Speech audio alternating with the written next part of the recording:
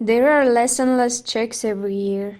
New data came out a few months ago that show record low births in the Czech Republic. The lowest numbers ever recorded look pretty depressing by themselves, but if we put things into perspective, the situation is even more urgent. Let's go back to 1970s, when our biggest generation was born. The Czech equivalent of American baby boomers are called Husákovy děti, which translates to Husák's children. Gustav Husák was a communist leader who ran politics to support reproduction. Newly married couples were given monthly subsidies, favorable loan, and a nice modern flat to live in for low cost. Imagine this also combined with food propaganda and lots of space for your kids to enroll into newly built state schools. The amount of children was unheard of.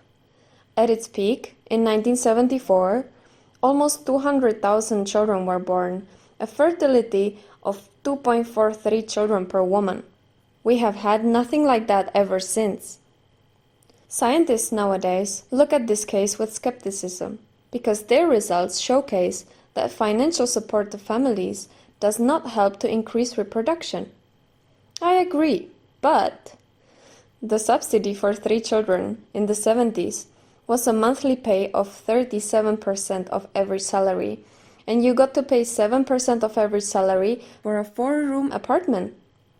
To calculate in 2024 numbers, you would receive 16,268 crowns.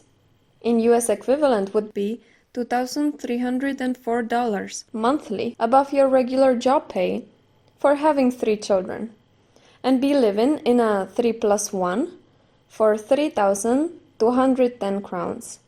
For US equivalent, less than $500 monthly rent. I believe if the state would shove money down our throats like that, many of us would reconsider not having children. A disclaimer for people praising communism though. The freedom of people doesn't and will never have a price tag, and these positives always have to be seen with negatives in mind. I never recommend this experience to anyone wanting to trade money for freedom, liberties, and democracy. Moving on from Husák's children though, let's say that the beginnings of Free Czech Republic have seen quite a slump from fertility standpoint, as all these subsidies were cancelled basically at once, and people somehow could not find a replacement. Although for a while it looked like we have kind of recovered during the great financial crisis and COVID. We are down at 91.1 thousand children born last year, and a fertility of approximately 1.5 children per woman. The normal reproduction rate for population to remain the same size is 2.1, so the Czechs are officially dying out notably quickly. But why is the population rapidly growing, you might ask? That is due to immigration. If we don't consider foreigners in our population metrics, instead of current 10.9 million, the Czech Republic now has probably something over only 6 million people, which is the amount of people who claim Czech nationality in the latest survey. And today's fertility data that we are looking at already include births of babies with other nationalities. If you could get a number for births of only Czech babies, that number would be even lower than the official one. So maybe the correct title is not only Czechs are officially dying out, but also Czechs are being replaced. Are there more reasons for this than the previously mentioned subsidies? Yes, of course. One big reason definitely is the global trend of having children late or not at all. The new propaganda of the free world praises independent lifestyle and different life goals than having family or children, that for most people, children are simply not a priority right now. With so many opportunities, people started chasing money and dreams, which is amazing, but lost the stable foundations of having and also building strong family background for the individual and the whole society. There is also a lack of danger involved, where having children is not a thing of survival anymore, and you don't have to count that many of your children will die due to disease.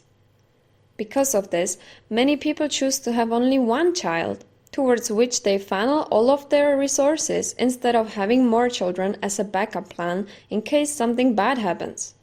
Under these circumstances, however, the Czech social system crumbles, as it is supposed to support Husák's children as retirees, with less money taxed from smaller generation as workers. Immigrants also very often work for low salary, resulting in low tax, or get paid illegally, resulting in no tax at all. For this reason, Czech government is now approving changes to the retiree program, especially postponing the age of retirement. They have also approved new rules for immigrants that pushes them towards finding a legal job to be approved for stay. However, that is often not in their capabilities, because it's not a problem of immigrants not willing to pay taxes, but the companies who employ them not willing to pay taxes. Of course, this dilemma would be solved if Czechs simply had more children, but I am still waiting to see how the Czech Republic plans to let us know directly. We are needed for this task, to step up and start to work on it.